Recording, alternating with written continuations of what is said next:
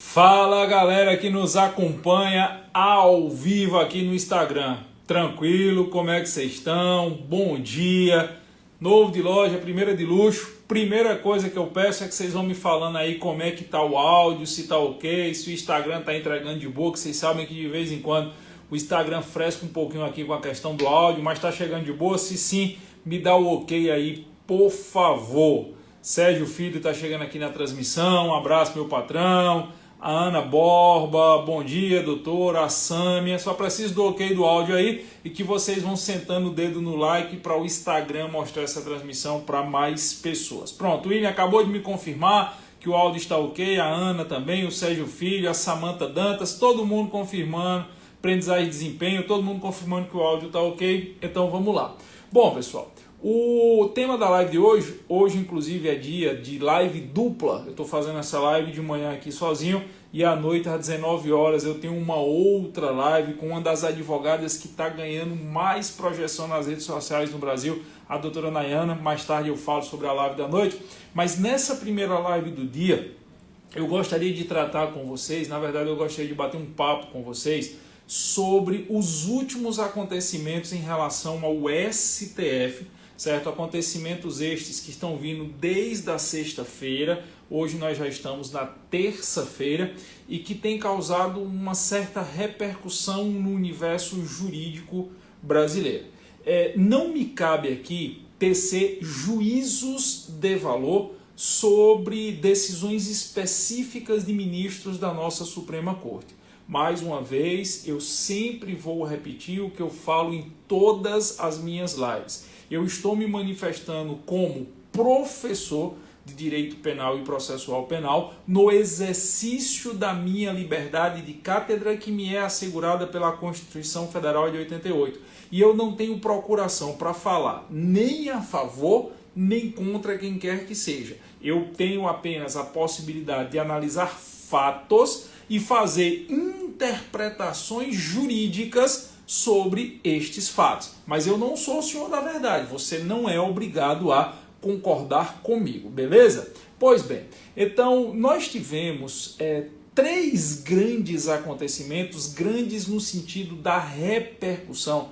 Nós tivemos três acontecimentos de muita repercussão num espaço de tempo aí de 3, 4 dias, e que tem provocado uma série de debates, e que são debates que diretamente têm como pano de fundo a atuação da nossa Suprema Corte. E mais uma vez, não é um debate sobre decisões que são prolatadas pela Suprema Corte. Não são debates sobre um voto de um ministro, ou um acordo, ou uma decisão do Pleno. Por quê? Porque existe uma regra elementar no direito. Você não é obrigado a concordar com uma decisão do STF, mas se for prolatada uma decisão judicial, decisões judiciais se cumprem, salvo notória teratologia. A não ser que seja uma decisão teratológica, teratologia é a ciência do absurdo, a não ser que seja uma decisão assim que ultrapasse todos os limites do bom senso, todos os limites da razoabilidade. Mas tirando isso,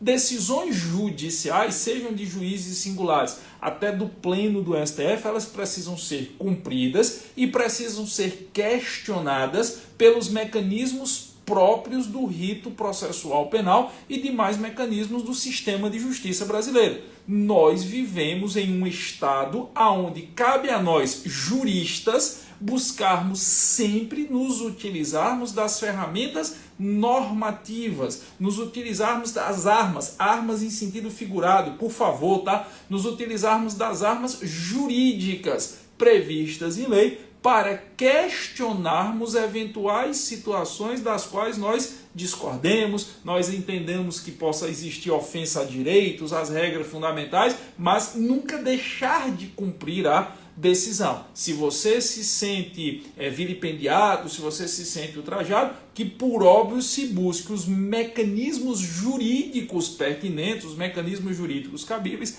para se questionar tais decisões judiciais, sempre nos limites da lei. Porém, Os últimos acontecimentos não são acontecimentos que versam sobre concordância ou discordância de decisões específicas de ministros ou decisões específicas do Pleno.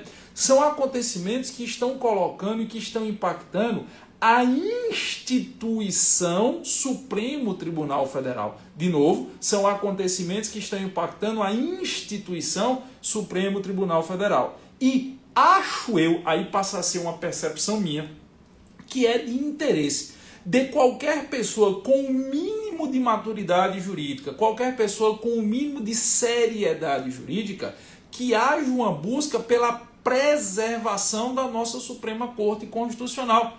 Quando eu vejo algumas pessoas chegando e dizendo, tem que fechar o STF, tem que defenestrar os 11 ministros, eu já sei que essa pessoa ou é de uma imaturidade do debate jurídico, ou é uma pessoa que simplesmente não tem a menor noção de como funciona um estado de poderes montesquianos, que não tem a menor noção de como funciona um estado de poderes tripartidos.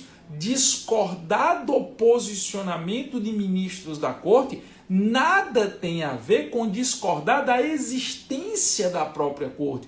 Nós não podemos confundir as pessoas com as instituições. Ainda que possam existir discordâncias in persona em relação a pessoas, há discordâncias ad hominis, discordâncias da postura das pessoas que lá estão, nós não podemos permitir nenhum tipo de ataque à instituição Supremo Tribunal Federal, que já existia antes desta atual composição e que continuará existindo depois dessa atual composição. Quando eu vejo algumas pessoas dizendo assim, feche-se o STF, a primeira coisa que eu tenho vontade de perguntar é o seguinte, para botar o que no lugar?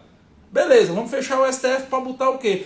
Todo país que queira ter um mínimo de seriedade e segurança jurídica precisa ter uma máxima corte para assuntos infraconstitucionais, que no caso do Brasil é o STJ, e uma máxima corte constitucional, que no nosso caso é o Supremo Tribunal Federal. Então, a busca pela preservação da instituição Supremo Tribunal Federal, instituição esta por onde já passaram grandíssimos juristas, grandíssimos pensadores do direito, inclusive o meu doutrinador de direito penal favorito, aquele que eu mais me espelho para preparar as minhas aulas e escrever meus livros, foi ministro do STF, que é o grande mestre Nelson Grier. Então, estamos falando de uma corte histórica, nós estamos falando de uma corte necessária, de novo, necessária, fundamental, indissociável, indispensável ao perfeito funcionamento de um Estado democrático de direito,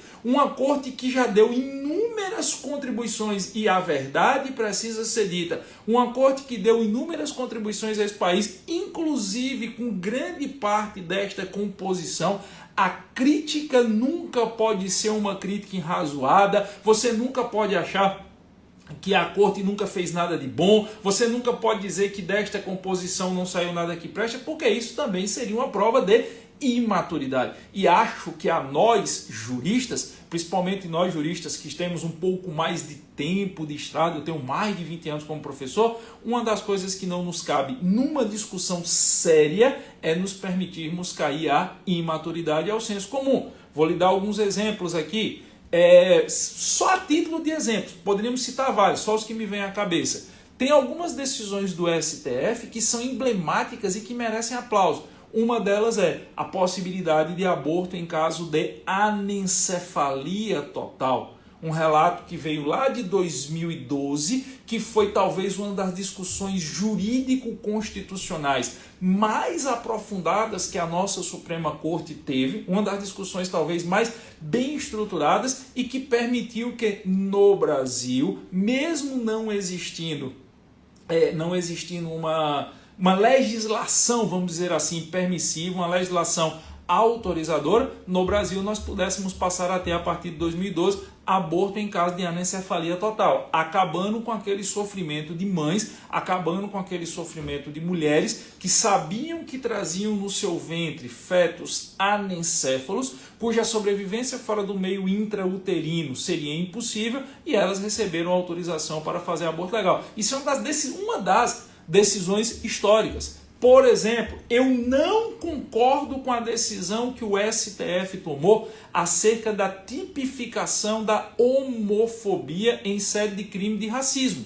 Eu não concordo. Já externei essa minha opinião inúmeras vezes em palestras, fiz live. Eu acho que isso fere o princípio da reserva legal. Só que eu preciso reconhecer que a discussão, na discussão no sentido de debate jurídico, de troca de ideias que foi feita na época que foi suscitada essa questão de se atos de homofobia poderiam ou não ser tipificados com sede na lei de racismo, foi uma discussão do mais alto nível. Eu tive a oportunidade de acompanhar o voto de todos os ministros. Eu acompanhei todas as sustentações orais, acompanhei a sustentação das partes, dos amigos curas, acompanhei a sustentação tudo. Eu fiz questão de assistir todos. E mesmo discordando do resultado, de novo, mesmo discordando do resultado, eu não posso deixar de reafirmar que foi uma das discussões mais sérias e técnicas que o STF teve na sua história recente, porque a gente também tem que ter um outro ponto de maturidade,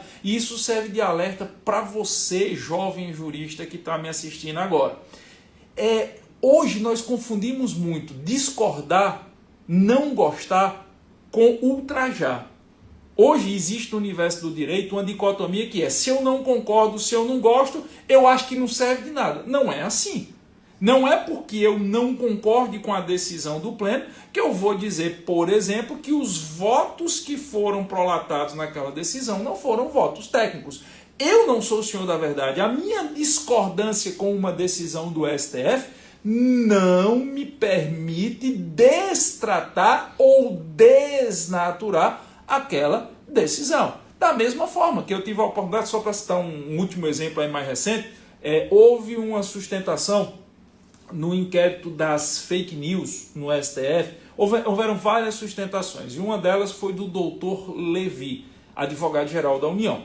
Todo mundo sabe que eu sou contra o inquérito das fake news. Eu já deixei isso bem claro nas minhas redes sociais, já externei inúmeras vezes os motivos que me levam a ser contra. Eu levo pedrada até dar uma dor no entrevista da Rural por ser contra o inquérito das fake news, e por óbvio o doutor Levi pugnou, na época da sustentação dele, pela constitucionalidade do inquérito. Eu discordo do conteúdo que foi colocado pelo Dr. Levi, mas tenho uma consciência tranquila que eu vi nas minhas redes sociais e deixei claro para todo mundo. Foi uma das sustentações orais mais bem feitas que eu vi nos últimos anos, foi do advogado-geral da União. Então, assim, isso é importante ficar claro. Por quê? Porque ninguém vai criticar e ninguém vai discutir a decisão em si ou o método da decisão. O que está em jogo aqui é justamente a necessidade de preservação do STF como um todo e principalmente a necessidade de transparência de uma corte que é tão fundamental à sobrevivência daquilo que é a nossa ferramenta de trabalho, que é o Estado de Direito. A minha ferramenta de trabalho é a ferramenta de vocês, que é o Estado de Direito e a preservação da norma constitucional. E num espaço de tempo tão curto, de 3, 4 dias, eu não estou falando de 3, 4 semanas, eu não estou falando de 3, 4 meses, eu estou falando de 3, 4 dias, nós tivemos 3 situações que precisam sim ser analisadas, ao meu sentir, pelo próprio STF, justamente como um mecanismo de autopreservação. O STF fala muito em nós estamos sendo atacados, nós temos que nos preservar. Ok, mas eu acho que agora nós estamos vivendo um momento onde é necessário uma preservação que emane dos próprios ministros que compõem o pleno da corte. Até porque muita gente costuma dizer, o presidente do STF... Lembre-se que no STF o presidente não é o órgão máximo. O órgão máximo do Supremo é o pleno. Eu vejo muita gente dizendo, porque o Dias Toffoli que vai transmitir agora a presidência, é ele que decide no STF. Não, quem decide no STF é o pleno da corte. O seu presidente tem o voto de Minerva, o seu presidente representa institucionalmente o Supremo, mas o órgão máximo de decisão do STF se chama pleno, que é a composição dos 11 ministros. Então eu acho que agora é um momento onde cabe ao universo jurídico pedir, pleitear respeitosamente que o pleno ajude na preservação da corte. Por quê? E aí eu vou citar os 3 fatos. Eu sempre digo, fato não tem lado, fato não tem bandeira. Você deve dizer os fatos e, a partir dos fatos, fazer as interpretações jurídicas, que aí passa a ser uma opinião. Mas fato não tem opinião. Primeiro fato. Primeiro fato aconteceu sexta próxima passada, salvo melhor juízo, sexta-feira, dia 10. Eu peguei várias reportagens aqui, mas eu vou ler só uma reportagem. Eu, inclusive, procurei reportagens de grupos de comunicação que tenham um conselho editorial, que façam parte da chamada mídia instituída. Primeiro aqui é uma reportagem da CNN, datada de sexta-feira. A reportagem da CNN fala da prisão do Carlos Augusto de Moraes Afonso. Carlos Augusto de Moraes Afonso, ele é conhecido também como Luciano Ayan. O nome de batismo dele, o nome que está na documento de identidade, é Carlos Augusto de Moraes Afonso. Ele foi preso na sexta-feira sob suspeita de lavagem de dinheiro e formação de organização criminosa. Segundo a denúncia do Ministério Público do Estado de São Paulo, isso não sou eu que estou dizendo, tá? É o MPSP. Segundo a denúncia do Ministério Público de São Paulo, ele é conhecido na internet como Luciano Ayan e ele atuava junto ao movimento MBL. E existe uma suspeita que ele e outra pessoa presa teriam se envolvido em sonegação de mais de 400 milhões de reais a título de sonegação. A primeira vez que eu escutei falar nesse cidadão, Carlos Augusto de Moraes Afonso, foi em 2017, quando o Movimento Brasil Livre começou a compartilhar uma notícia fake, uma notícia falsa sobre o assassinato da vereadora Marielle Franco, do Rio de Janeiro. E em 2017 surgiu esse primeiro nome do Luciano Ayan, desse pseudônimo da internet, o Luciano Ayan. E desde então eu tenho acompanhado muita coisa na internet sobre ele, até porque assim, eu sou uma das pessoas que mais levam porrada na internet, que mais já sofreu de censura na internet. De vez em quando a postagem minha é apagada, de vez em quando eu passo 24 horas sem poder usar o Instagram, de vez em quando no meu outro perfil é bloqueado. Então assim, essa história de censura na internet é algo que me é muito próximo, porque eu sofro muito com isso. E aí eu passei a acompanhar essa história desse Luciano Ayan.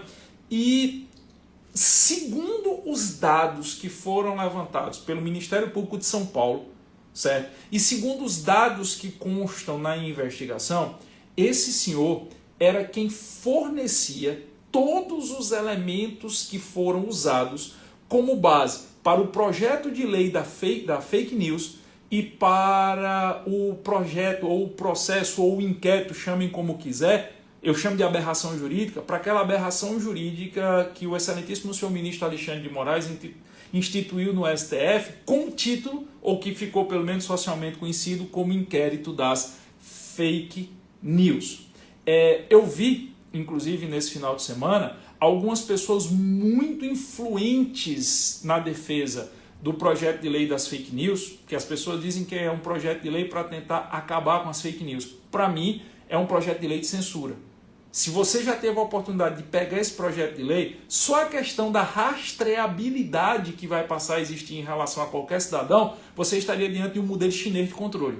E eu, sinceramente, prezo muito a minha liberdade. E algumas das pessoas mais influentes na defesa desta chamada lei das fake news, que eu chamo de lei de censura, como é o caso, por exemplo, do deputado parlamentar Ângelo Coronel, eles eram extremamente ligados ao Luciano Ayan. Eu vi o Ângelo Coronel dizer que não sabia que era o Luciano Ayan quando tinha feito live com o cara há pouco tempo. A Joyce Hasselmann, o Alexandre Frota. Então, a base na qual foi criada a ideia da PL das fake news, que eu chamo de PL de censura, é uma base que foi instituída inicialmente, segundo as investigações até agora, por esse cidadão, Carlos Augusto de Moraes Afonso, o que levou ao famoso inquérito das fake news do Alexandre de Moraes. Aí surge o primeiro embate, surge o primeiro questionamento. Se nós abstrairmos aqui todas as ilegalidades do inquérito do senhor Alexandre de Moraes, que já foi objeto de live minha, eu acho que umas 2 ou 3 lives eu já fiz sobre isso. Seja porque vai de encontro ao sistema inquisitivo, seja porque agrega na mesma pessoa quem investiga, quem acusa, quem julga, seja porque não tem objeto formado, seja porque não tem definição de crime, seja porque tem mais de 70 pensos e a defesa de cada investigado só foi dado acesso à parcialidade do processo, seja porque fere regras elementares do Estatuto da Advocacia quando nega acesso aos advogados, enfim, por qualquer ilegalidade que você imaginar, aquele processo é nulo. De quaisquer formas que você pensar, esse chamado inquérito das fake news, inquérito de atos antidemocráticos, ele é eivado de vício de origem que não tem como ser convalidado. A prisão, por exemplo, do jornalista Oswaldo Eustáquio, que muitos meios de comunicação chamam de blogueiro, porque eu não entendo como é que um jornalista não consegue chamar um colega de trabalho pela mesma alcunha que quer para si. Eu vi vários meios de comunicação chamando o Oswaldo Eustáquio de blogueiro. Ele é jornalista. Eu vi jornalista chamando o Oswaldo Eustáquio de blogueiro quando ele tem a mesma titulação e a mesma inscrição no conselho de classe que a pessoa que estava falando dele. Se você pegar a prisão de Oswaldo Eustáquio, ela é de uma aberração gritante. Seja os mandados de busca e apreensão que não têm objetivos definidos, nem crimes definidos, enfim. Mesmo que você abstraia todas as ilegalidades do inquérito das fake news, que nós já falamos várias vezes em outras lives, tá aí, você procura aqui no Instagram, você procura no YouTube, você vai achar. Se nós formos atrás do objeto, se ficar efetivamente comprovado essas ilações, essas eventuais imputações que o MPSP e que as investigações têm sobre esse senhor, Carlos Augusto de Moraes Afonso, o objeto que deu origem a tudo isso que o senhor Alexandre de Moraes tem feito, seja no chamado inquérito das fake news, seja no chamado inquérito dos atos antidemocráticos, ele simplesmente é falacioso. Ele simplesmente não existe.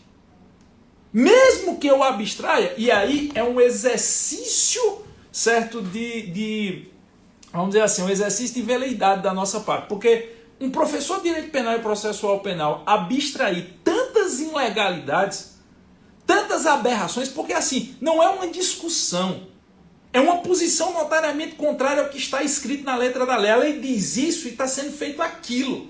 A lei manda para cima e o que está indo é para baixo. A lei diz que é claro e o que está sendo dito que é escuro. Então, não é nenhuma discussão interpretativa.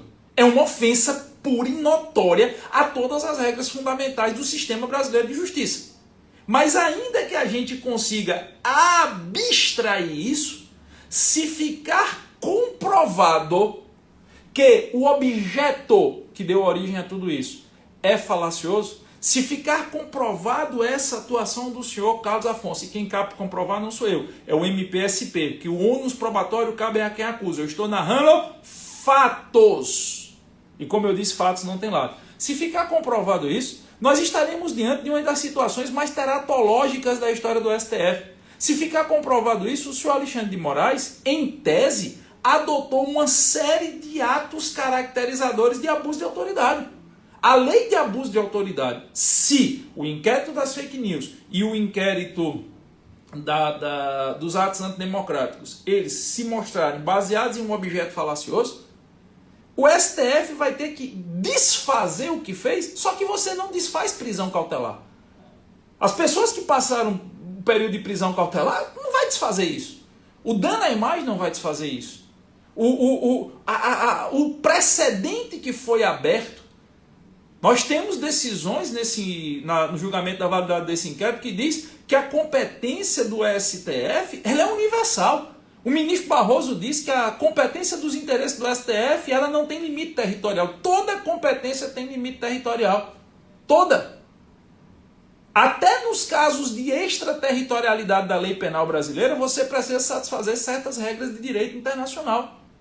O TPI tem competência, tem limitação de sua competência, o Tribunal Penal Internacional, ao que dirá o Tribunal Constitucional do Estado brasileiro. Mas você abriu esse precedente. Você abriu esse precedente criando a chamada competência por prerrogativa da vítima. Nunca tinha existido no Brasil competência por prerrogativa de vítima. Competência era sempre por prerrogativa de função. Isso é uma regra elementar do processo penal. Mas com esse chamado inquérito das fake news, nós passamos a ter competência prerrogativa da vítima. Se a vítima for algum ministro do STF, a competência é do STF. E isso vai gerar um precedente que vai reverberar por 30 anos no ordenamento jurídico. A não ser que o STF chegue amanhã e diga, não, tudo que foi decidido não vale. O que de todo jeito é ruim. Por que de todo jeito é ruim? Porque vai parecer casuísmo. Eu não estou dizendo que o seja. Por óbvio, os digníssimos ministros do STF não são. Mas, se você manter essas decisões do inquérito das fake news, principalmente se o objeto que deu origem a tudo é falacioso, você abriu uma série de precedentes que revertem, dão uma guinada de 180 graus no sistema de justiça brasileiro. Por exemplo, se isso se mantiver, esqueça sistema acusatório. A regra do sistema acusatório acabou. Nós não temos mais sistema acusatório no Brasil. Nós voltaríamos para o sistema judicialiforme lá dos anos 80, do período anterior à Constituição de 1988. Se isso se manter, considere que há competência por prerrogativa da vítima e não mais competência prerrogativa da função apenas. Se isso se mantiver, considere que não há competência por ratione loci quando houver ofensa aos interesses do STF. Então, todo o sistema processual penal brasileiro terá que ser refeito. E considere que nós passaremos a ter um processo penal brasileiro não normativo, mas de precedentes. Você vai ter que ver qual é o precedente válido no STF para saber como o processo se mantém. Isso é muito, muito ruim. Mas da mesma forma, se lá na frente o STF disser não, nada disso vale, daqui para frente voltam as regras de Dantes, parece casuísmo. Não estou dizendo que seria leviano da minha parte, mas estou dizendo que parece casuísmo, mutatis mutandis. Então, essa primeira situação é uma situação já muito grave para a segurança jurídica brasileira. Por quê? Eu acho que qualquer pessoa com o mínimo de bom senso, o que ela quer é segurança jurídica. E o que é segurança jurídica? A segurança jurídica é você estar do Oiapoque ao Chuí, da Serra da Contamana à Ponta dos Seixas, de você estar na rodoviária de Brasília, você está na Praça do Ferreira em Fortaleza, você está no Marco Zero em Recife, você está no Batel em Curitiba, você está no setor Bueno em Goiânia, você está em qualquer lugar desse país e você saber que as regras penais e processuais penais elas não variam conforme pessoa. Elas se mantêm conforme está previsto na lei. Que tanto faz você estar submetido a um juiz singular no Recife, a uma turma recursal no Goiás, a uma quinta ou a sexta turma do STJ ou ao pleno ou a primeira e segunda turma do STF ou ao pleno do STF. O que eu acho que todo mundo quer saber que as regras são as mesmas independente das pessoas. Então, essa situação que envolve o ministro Alexandre de Moraes é uma situação que simplesmente abala a segurança jurídica. Por quê? Porque em se mantendo todas essas ilegalidades, e principalmente ficando comprovado, que insisto, quem cabe comprovar é o MPSP, ficando comprovado que o objeto de origem é falacioso, você tem, e ainda assim a decisão se mantendo, você tem uma nova sistemática de sistema de justiça brasileiro. As regras do sistema inquisitivo não existem mais, ou pelo menos se existem, não servem. E o direito processual brasileiro deixa de ser essencialmente normativo como era e passa a ser um sistema de precedentes, similar ao sistema americano. Esse é o primeiro fato. Segundo fato, nós tivemos também na sexta-feira próxima passada, certo? Fato, e aí eu peguei agora aqui uma reportagem da revista Oeste, datada do dia 10 de julho de 2020, hora da publicação 22h20. Não sou eu que estou dizendo, é a revista Oeste, está aí nas redes, na internet para quem quiser ter acesso, inclusive nem precisa ser assinante. O autor da reportagem é o jornalista Anderson Scardoelli, uma coisa assim. Então, segundo a revista Oeste, o senhor Marcelo Odebrecht, o senhor Marcelo Odebrecht, para quem não lembra, no início da Operação Lava Jato, ele era considerado como o príncipe. Dentro dos codinomes do processo do Mensalão, ele era conhecido como, e do Petrolão, ele era conhecido como o príncipe. O Marcelo Odebrecht, ele, segundo o que foi apurado, ao longo dos processos da Operação Lava Jato, ele era o maior articulador do poder político brasileiro. É tanto que o próprio Marcelo Odebrecht chegou a declarar na sua delação premiada, na sua colaboração premiada, como assim o queira chamar, ele chegou a declarar que ele era capaz de fazer medidas provisórias que eram assinadas pelo presidente da República e ele escolhia o que os deputados para os quais ele financiava a eleição votariam ou deixariam de votar. Isso não sou eu que estou dizendo, é ele. Ele que disse na sua delação premiada, consta nos autos da ação penal, lá na época da Lava Jato. E em 2015 foi apreendido um computador e um HD do senhor Marcelo, e esse computador, esse HD, inclusive, na época, teve que ser levado para os Estados Unidos para passar por um processo de criptografia reversa, porque ele tinha um sistema de segurança muito grande. E, resumo da ópera, o senhor Marcelo Odebrecht, ele depois, quando firmou, porque ele segurou muito tempo, não vou fazer delação, eu me lembro de uma declaração dele, a primeira vez que ele foi apresentado ao Poder Judiciário, essa declaração ganhou uma repercussão muito grande à época, onde ele dizia assim: eu tenho 2 filhas, se uma das filhas delatar a outra, eu fico a favor da delatada, porque ninguém delata. E depois ele delatou até o próprio pai. E na sua delação premiada, ele afirmou, segundo a revista Oeste, reproduzindo uma notícia, como eles mesmos dizem aqui, do site Vortex Media, que o senhor Marcelo Odebrecht, depois que o HD foi descriptografado, ele declarou na sua colaboração premiada e apresentou provas que entre 2007 e 2009, período que o senhor Dias Toffoli era advogado-geral da União, e posteriormente em 2013, ele teria efetuado pagamentos diretamente ao senhor Dias Toffoli. Segundo consta na reportagem da revista Oeste, vou ler, aspas, a informação sobre o suposto pagamento da empreiteira ao hoje ministro do STF foi divulgado na noite desta sexta-feira pelo site Vortex Media, que afirma ter tido acesso ao depoimento prestado pelo delator Marcelo Odebrecht à Procuradoria-Geral da República em maio. Os processos envolvendo as declarações do empreiteiro estão sob sigilo, conforme indica o site do STF. Pois bem, não nos cabe aqui fazer, tem aí na reportagem, quem quiser depois, tem inclusive o print do e-mail. Não nos cabe aqui fazer nenhum juízo de valor, certo, quanto à atuação do senhor ministro Dias Toffoli hoje. Mas cabe, vamos dizer assim, uma reflexão. Nós estamos falando de uma acusação contra o atual presidente do STF. E uma acusação de que ele teria, segundo o senhor Marcelo Odebrecht, que ele teria recebido pagamentos indevidos na época que era advogado-geral da União. Se o senhor Marcelo Odebrecht tiver mentido, uma das pré-condições para a manutenção do acordo de delação premiada é que se fale a verdade e se apresente provas. Se ele mentiu ou se ele não apresentou provas, eu estou falando do delator, o senhor Marcelo Odebrecht. Se ele mentiu, se ele silenciou ou se ele, ao afirmar, não apresentou provas, por força de lei, o seu acordo de delação há de ser revogado.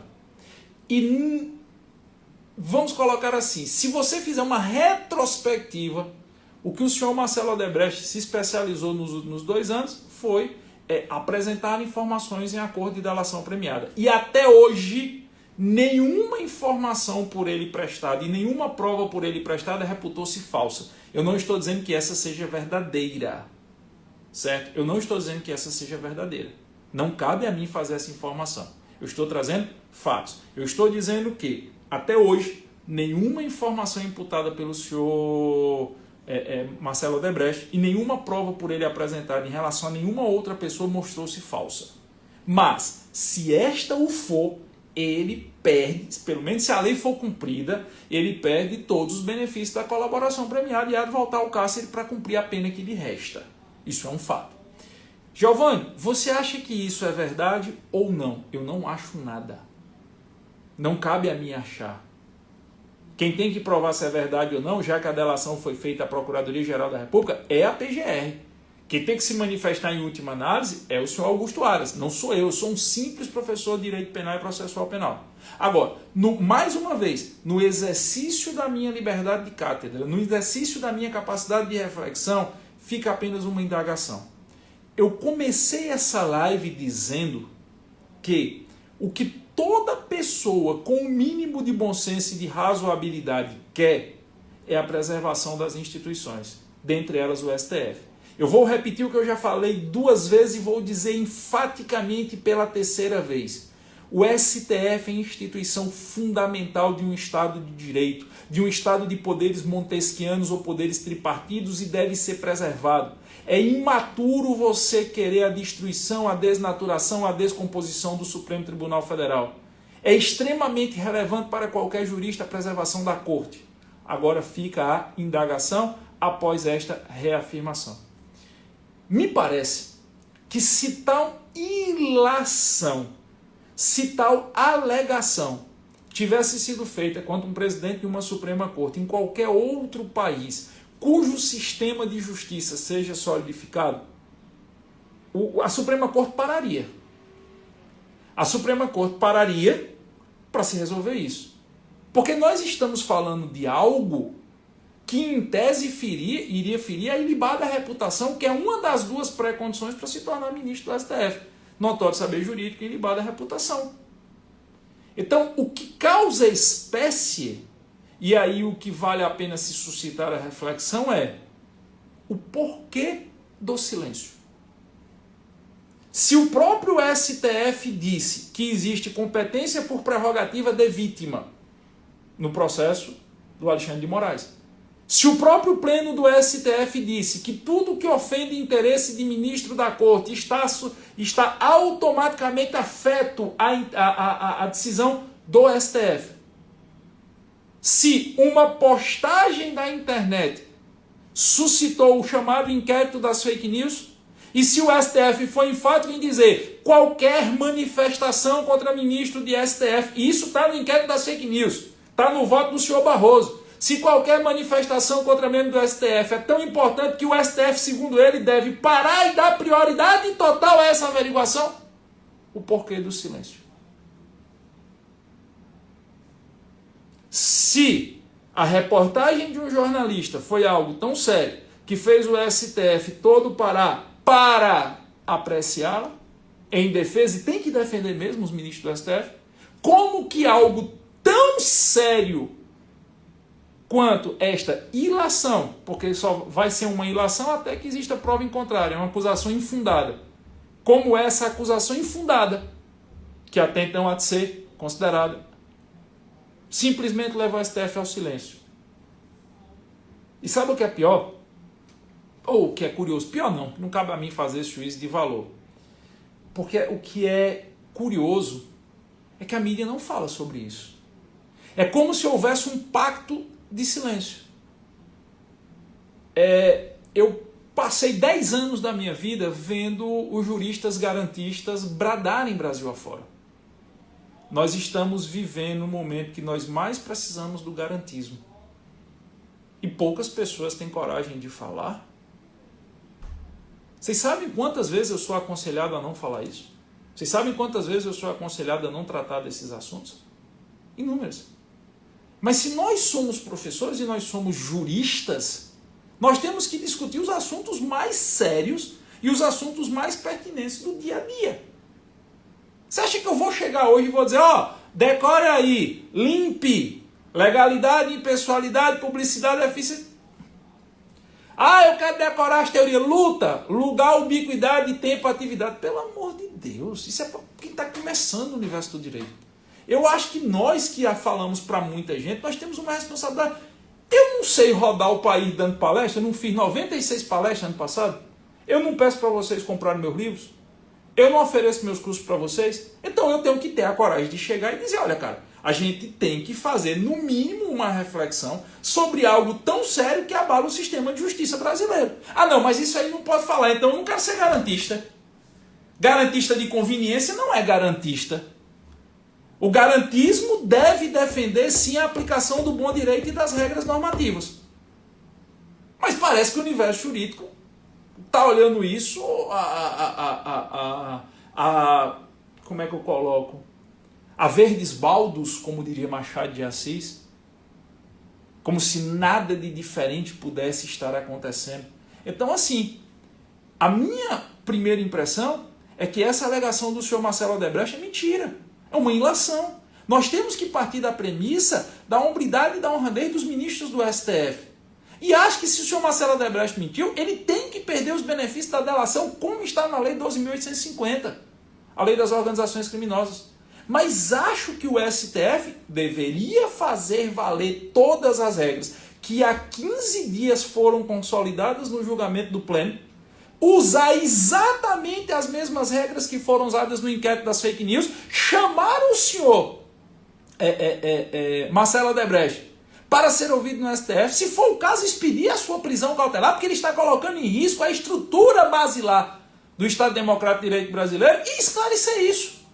Se o STF tem essa mão pesada para jornalistas, que a mídia chama de blogueiro, para ativistas de redes sociais, por que não para quem faz uma denúncia tão mais grave como esta?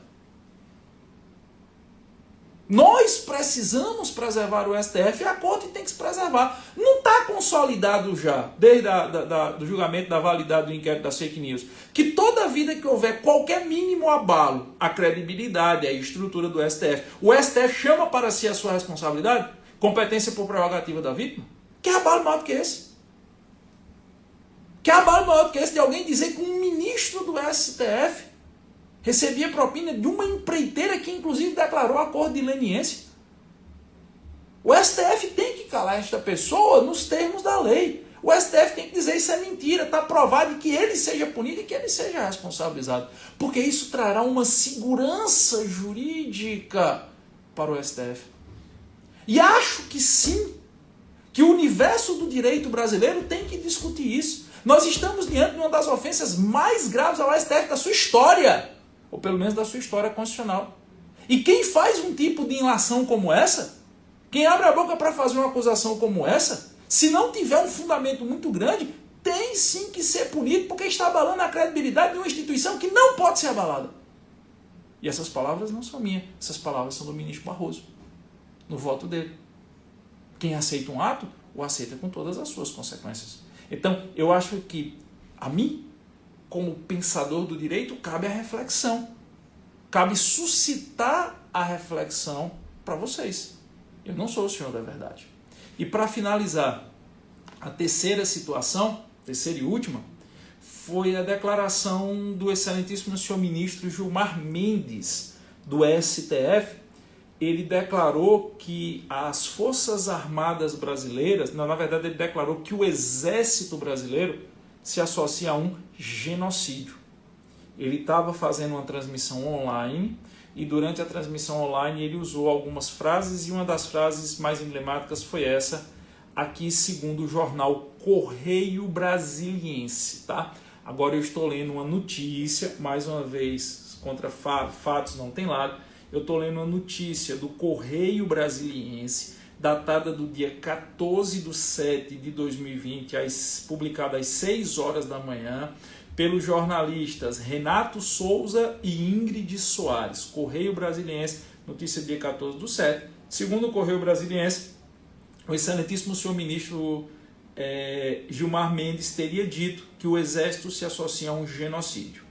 E, a partir daí, houve uma nota, também segundo o Correio Brasiliense, houve uma nota assinada pelo ministro da Defesa, pelo comandante do Exército, comandante da Marinha, comandante da Aeronáutica, em repúdio à declaração do excelentíssimo senhor ministro Gilmar Mendes. E, ainda segundo o Correio Brasiliense, a partir daí, o presidente do STF, Dias Toffoli, passou a agir para tentar conter a crise institucional. Bom, pessoal, aqui a reflexão vai ser uma reflexão mais rápida, porque acho eu que o ministro Gilmar Mendes ele deve ter liberdade de pensamento, e eu sou contra o patrulhamento do pensamento. Então acho que ele deve ter liberdade de pensamento. Mas fica uma ponderação. Se nós usarmos os mesmos parâmetros do inquérito das fake news e do inquérito dos atos antidemocráticos, essa declaração do ministro Gilmar Mendes mereceria uma reprimenda da própria corte.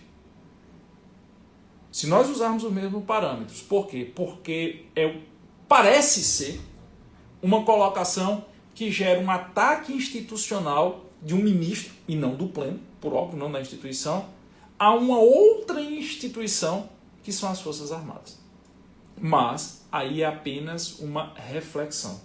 Eu não vou adentrar nesse mérito porque eu acho que sim, eu acho que nós não devemos ter esse tipo de patrulhamento, mas acho que você criar uma tensão entre as Forças Armadas e quaisquer instituições que o sejam, é algo que não cabe num Estado democrático de direito. Eu vejo algumas pessoas dizendo que as Forças Armadas deveriam ter reagido de forma mais severa. Olha, eu costumo dizer que só quer a guerra quem nunca esteve nela. Quem já esteve na guerra não a deseja. Eu acredito que a missão constitucional das Forças Armadas seja uma missão de defesa da soberania nacional, contra inimigos externos, contra grupos terroristas, por exemplo, que vêm atuar. Eu acho que as Forças Armadas, não falo dos integrantes, das pessoas que saem dos quadros das Forças Armadas, mas as Forças Armadas, elas não devem entrar em pilha de quem quer que seja. Eu vejo algumas pessoas dizendo assim, vamos trazer a ditadura de volta, o novo AI-5. Me desculpe, mas se você pede o novo AI-5, você não tem a menor noção do que foi o AI-5. Você não tem a menor noção. Porque se você quer o AI-5 de volta, você sequer poderia pedi-lo. Porque durante o AI-5 não havia liberdade como nós temos hoje. Nós só temos liberdade para fazer isso porque, graças a Deus, nós não vivemos uma ditadura. Pelo menos não uma ditadura militar. Então, sim, o Brasil viveu uma ditadura militar. Tem muita gente... Não, o Brasil não viveu uma ditadura militar. Viveu. Nós tivemos 5 presidentes militares. Castelo, pela ordem, né? Houve o golpe militar, e veio Castelo, uma junta. Aí depois Castelo Branco, Costa e Silva, Garrastazu Azul Médici, Ernesto Geisel e João Batista Figueiredo. Nós tivemos uma Constituição em 67 e um ato institucional que mudou essa Constituição em 68. E depois foi convalidado em 69. Então, a ditadura militar, sim, existiu no Brasil. Houve tortura, terrorismo dos dois lados, luta, houve sim. Nós vivemos uma democracia. E acho que numa democracia, a atuação das Forças Armadas não é se envolver em jogos políticos. Eu vejo as pessoas, não, as Forças Armadas é poder moderador, artigo 142, golpe militar, bicho, só quer a guerra quem não vive na guerra, o que a gente precisa é de paz.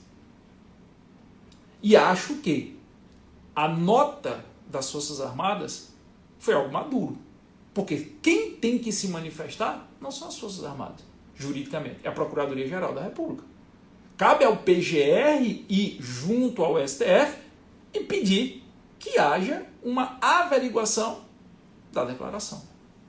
Mas fica a reflexão se essa atitude não seria, do excelentíssimo ministro Gilmar Mendes, não seria uma exacerbação do ativismo do STF. E aí, o que eu vou falar agora é uma opinião pessoal. Certo? O que eu vou dizer agora é uma opinião pessoal. Minha opinião não é pior nem melhor do que a de ninguém. Você não é obrigado a concordar com a minha opinião. Se você não quiser escutar a minha opinião daqui para frente, agradeço a gente, a audiência, mas eu irei dá-la. Me parece que quando a nossa Suprema Corte ela se atém a questões técnico-jurídicas, quando a nossa Suprema Corte se atém a julgamentos, como foram os exemplos que eu dei no começo da live, alguns inclusive eu deixei claro que não concordo com o resultado, mas não é porque eu não concordo com o resultado que eu posso desmerecê-los. A nossa Suprema Corte é uma das mais brilhantes do mundo. Do mundo. Eu posso não concordar com os posicionamentos do decano Celso de Mello, mas eu não posso negar que o decano Celso de Mello é um dos maiores juristas da história desse país. Eu posso não concordar com algumas posturas do ministro Marco Aurélio Mello. Na verdade, eu não concordo com a maioria das posturas do ministro Marco Aurélio Mello. Mas eu não posso negar que no que diz respeito à defesa da ordem constitucional, os julgados do ministro Marco Aurélio Mello são um primor.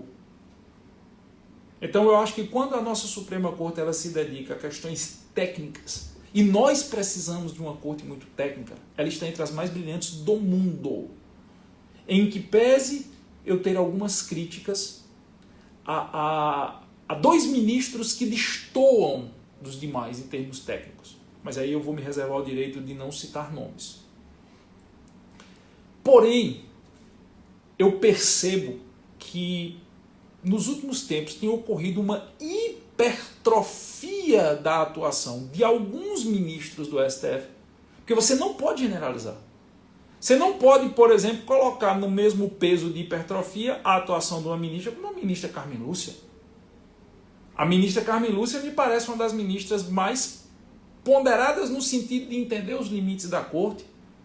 A ministra Rosa Maria Weber, que concordando ou não com as decisões dela, ela é sempre a favor da decisão do colegiado e ela tem ali uma postura muito reservada, vamos dizer assim. Mesmo tendo esses ministros, me parece que alguns acabam extrapolando o seu ativismo.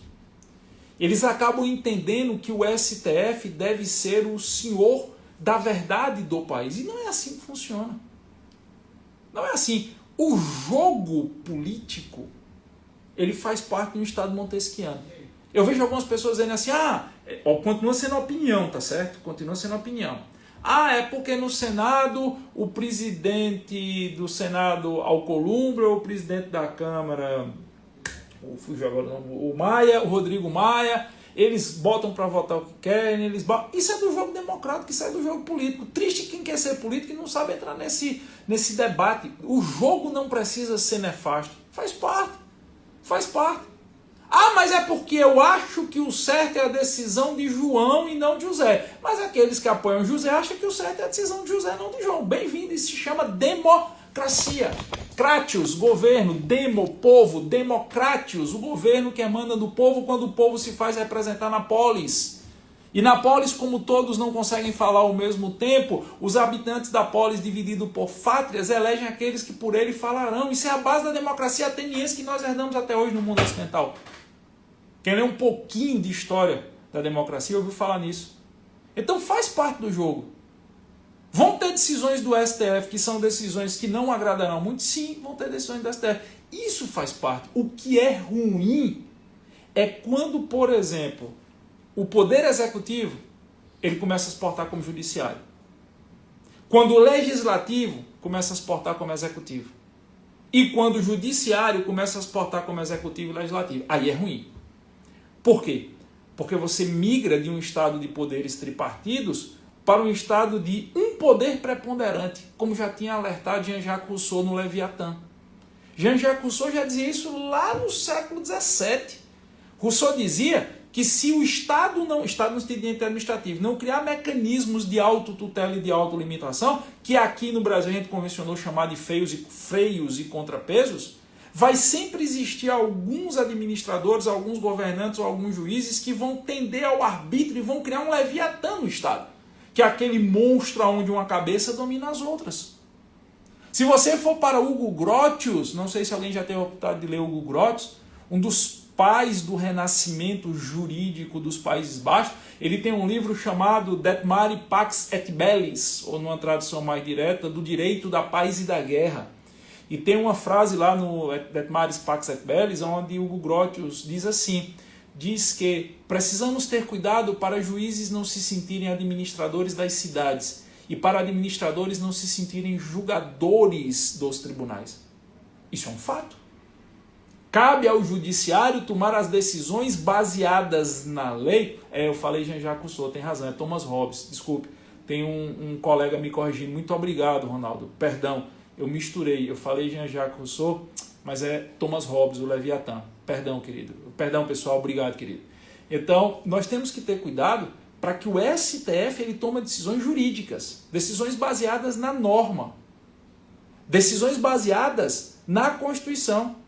E que se essas decisões vão agradar a B, C ou D, são decisões jurídicas.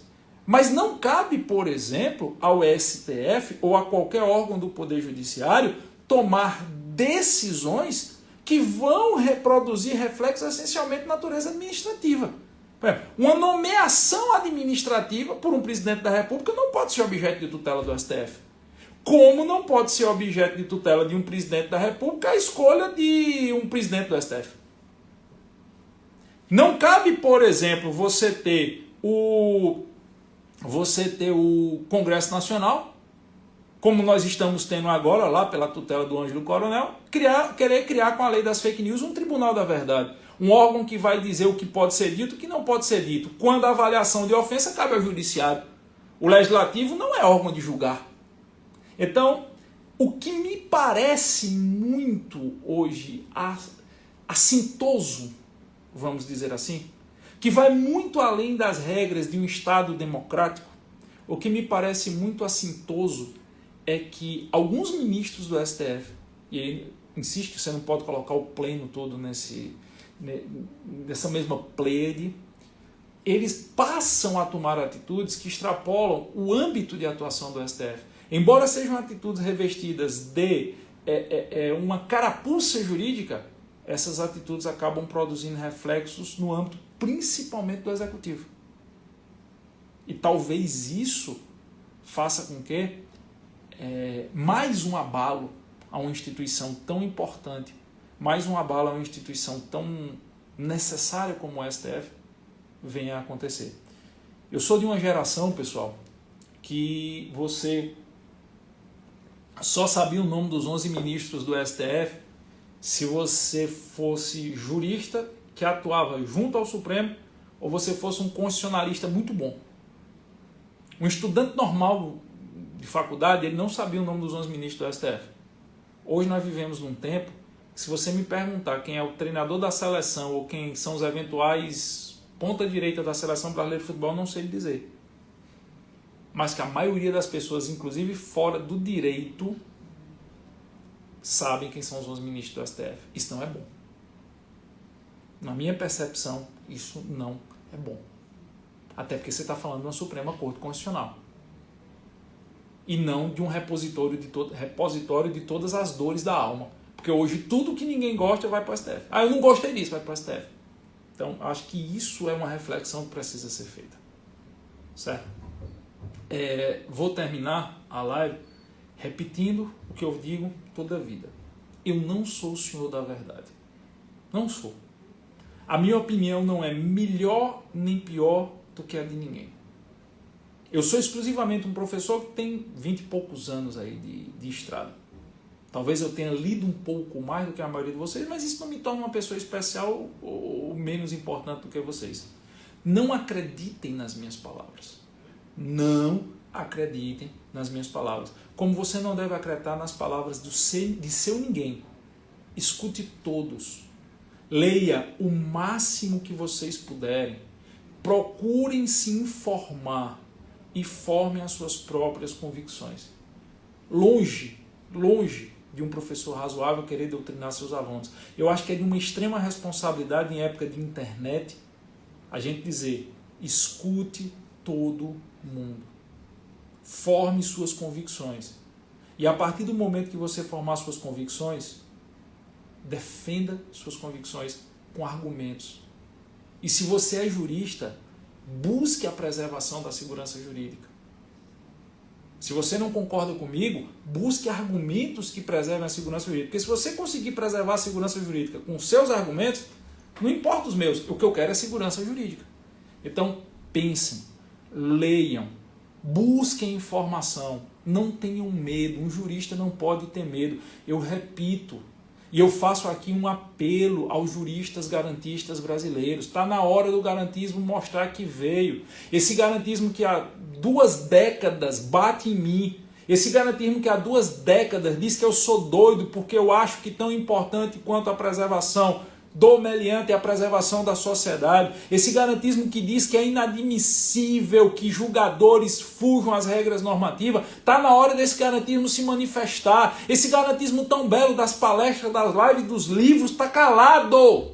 Você conta nos dedos da sua mão quem está tendo coragem de falar num estado de coisas tão dantesco como talvez nunca visto nos últimos 30 anos de direito constitucional brasileiro. Nós estamos vendo nosso sistema de justiça ser completamente modificado ante o silêncio do universo jurídico. Então eu peço, senhores, deem a sua opinião. Se a sua opinião é contrária à minha, por favor, deem, tragam o debate, permitam que os nossos alunos, permitam que as pessoas que confiam no nosso trabalho possam formar suas próprias convicções. Porque nós podemos nos dar ao luxo de pouca coisa em épocas de crise. E uma delas nós não podemos de jeito nenhum, que é o luxo da covardia. Isso não é possível. Porque a história não perdoa covardes. E se nós temos a possibilidade de falar para um público um pouco maior, se a internet nos deu essa possibilidade, nós temos a possibilidade das pessoas lerem nossos livros, assistirem às nossas aulas, enfim, nós temos que ter a responsabilidade de trazer a reflexão. Nunca a verdade, porque eu não sou o senhor da verdade, eu não posso lhe ofertar o que eu não tenho. Eu não tenho a verdade absoluta. Eu não posso lhe dar, lhe vender ou lhe oferecer o que eu não tenho para mim ou o que eu não sou dono. Seria estelionato intelectual da minha parte. Mas eu posso trazer os meus argumentos para que você pense e concorde, discorde, concorde parcialmente, é poder, mas que você pense. Então eu encerro essa live fazendo um pedido mesmo aos juristas, principalmente aos penalistas garantistas. O nosso sistema de justiça está sendo mudado. Se é esse o novo sistema de justiça que nós vamos ter que trabalhar, vamos lutar. Lutar no sentido intelectual, é bom que deixe claro, lutar no sentido de pensamento, de reflexão. Vamos lutar para que esse sistema de justiça não permita o arbítrio. Se não é esse o novo sistema de justiça, vamos discutir cadê o antigo. Vamos nos posicionar com educação, com leitura, com fundamento. E você que é um jovem operador do direito, você que é um jovem bacharel, você que é um jovem estudante, 2 conselhos. Ninguém é dono da verdade. Não aceite que alguém chegue e diga, é isso. Porque a verdade depende da interpretação de cada um. E existem pessoas que pensam completamente diferente de mim, mas que não querem controlar a verdade. E essas pessoas devem ser ouvidas sim. Eu só peço que elas se manifestem com os seus argumentos. E segundo, a sua grande arma hoje é estante. Estante, professor, sim, estante. Leia. Não queira os livros para enfeite. Não queira os livros para dizer que os possui. Leia. Leia os clássicos. Leia os autores modernos e contemporâneos. Se informe. A grande arma do jurista está aqui, na sua psique, na sua intelectualidade. E você precisa ter argumentos. Porque muita gente hoje vai querer calar sua boca. E se você não tiver argumentos, eles vão conseguir. Beleza? Eu vou encerrando a live por aqui. Eu peço que se você gostou da live ou se você não gostou, os comentários que você faz durante a live, eles não aparecem depois da live. A live fica postada no IGTV. Então é muito importante para ampliar o debate que você faça comentários educados, comentários respeitosos na live quando ela aparecer no IGTV. Nos ajude, vamos ampliar o debate. Diga o que você viu, o que é que você entendeu sobre a live, o que é que você pensa, concorda, discorda, dê sua opinião. Faça isso nos comentários, porque os comentários aqui eles desaparecem quando a live termina, beleza? À noite, 19 horas, temos um encontro marcado. Nós vamos falar aqui com uma das advogadas mais brilhantes desse país e nós vamos conversar aqui sobre o direito, sobre o feminismo e sobre a proteção às mulheres. Bota aí na tua agenda, valeu? Cheiro para quem for de cheiro, um abraço para quem for de abraço.